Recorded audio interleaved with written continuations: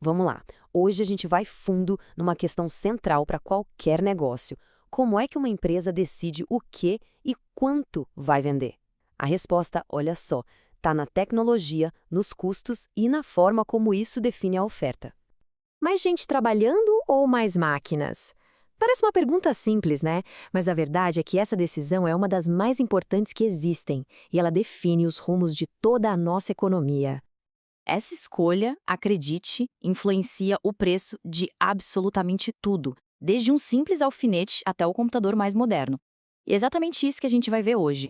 Como a capacidade técnica, a tecnologia de uma empresa é o que, no fim das contas, dita o que ela vai produzir e ofertar no mercado. Beleza. Então, para a gente entender isso, vamos começar pelo começo, pela pergunta mais fundamental de todas. Por que as empresas produzem? Qual é o grande objetivo por trás de tudo isso na economia de hoje? Se a gente olhar para trás, lá no feudalismo, a produção era para subsistência, para atender às necessidades da comunidade. Mas hoje a coisa é bem diferente. Como o material da Sofia Manzano aponta, no capitalismo o jogo mudou. A produção é toda voltada para o mercado com um único objetivo em mente: o lucro. É isso aí. A produção tem que ser, antes de mais nada, lucrativa. E essa busca incessante por maximizar o lucro é o que empurra toda e qualquer empresa a ser o mais eficiente que ela conseguir. Certo. Mas como é que uma empresa acha o jeito ideal, o mais lucrativo, de fabricar alguma coisa? A resposta está num conceito que os economistas chamam de função de produção. Pensa nisso como se fosse um livro de receitas da empresa. Ele mostra todas as combinações técnicas possíveis de insumos, como o trabalho capital, para se chegar num produto final. E olha, essa ideia não é de hoje não. O próprio Adam Smith, lá em 1776, já falava sobre isso. Ele usou um exemplo que ficou super famoso, o de uma fábrica de alfinetes, onde o trabalho era dividido em várias etapas. E o resultado era impressionante. Com essa divisão de tarefas, 10 operários conseguiam produzir juntos mais de 48 mil alfinetes por dia. Isso dá uns 4.800 por pessoa. Sozinhos, talvez eles fizessem um cada um? A diferença é brutal. Essa divisão do trabalho é só uma das receitas possíveis, uma das técnicas. Existem outras, claro.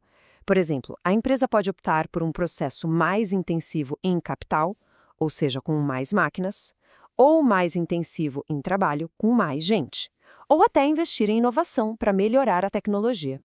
Ok, então a empresa tem várias receitas à disposição. Isso leva a uma outra questão, um novo problema. Qual delas escolher para ser o mais eficiente possível? Com tantos jeitos diferentes de produzir, como é que se escolhe o caminho certo?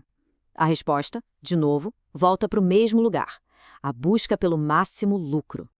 Vamos ver um exemplo prático baseado no material de Samuelson e Nordhaus.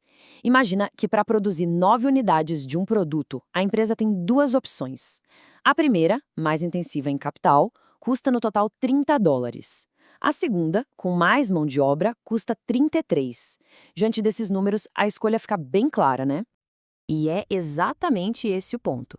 Levando em conta o preço dos insumos, energia, trabalho, o que for, a empresa que quer maximizar o lucro vai sempre escolher o método que tiver o menor custo total. Não tem segredo.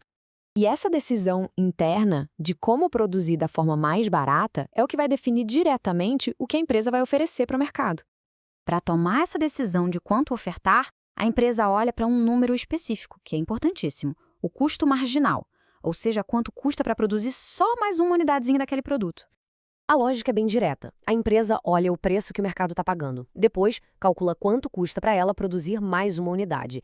Se o preço for maior que esse custo marginal, ótimo, ela produz. Se for menor, aí não vale a pena. Ela para. Simples assim.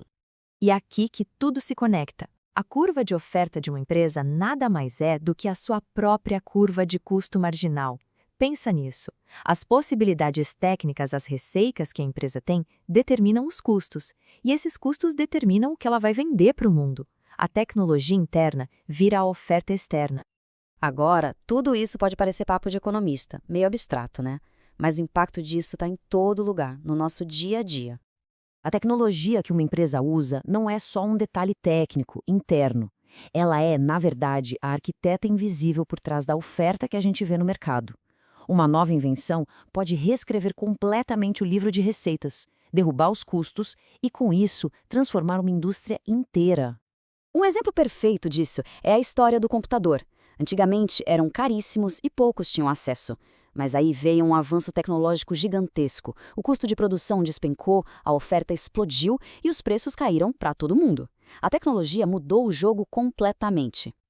Então, para a gente fechar as ideias, o que fica de tudo isso? Primeiro, o objetivo de uma empresa é o lucro. Segundo, a função de produção é o cardápio de todas as formas de se fazer um produto. Terceiro, a empresa sempre vai escolher a combinação mais barata. E, por fim, é essa estrutura de custo mínimo que define a oferta da empresa para o mercado. Não é uma decisão aleatória, é pura estratégia baseada na tecnologia e nos custos. E isso tudo deixa a gente com uma provocação para pensar. Quando uma nova tecnologia surge e barateia a produção, quem é que sai ganhando mais no final das contas? É a empresa que inova ou é quem consome que passa a pagar menos? A resposta para essa pergunta, com certeza, ajuda a moldar o futuro da nossa economia.